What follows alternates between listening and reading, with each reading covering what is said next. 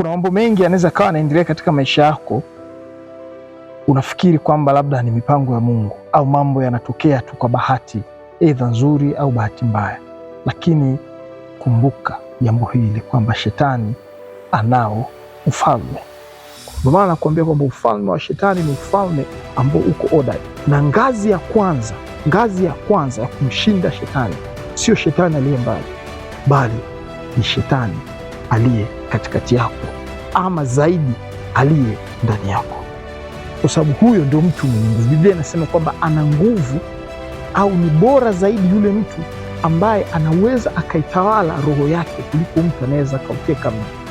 Kwa maana self mastery, kujitawala mwenyewe na kuitawala roho yako kuna maana zaidi kuliko kwenda kuuteka mji. Mawazo ya mwanadamu ambayo yanakinzana na mawazo ya Mungu, huyo ndio shetani mwenyewe.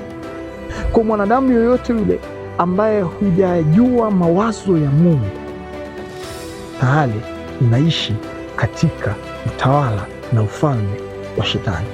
Mawazo ya wanadamu juu ya dhambi yako in conflict na mawazo ya Mungu juu ya dhambi.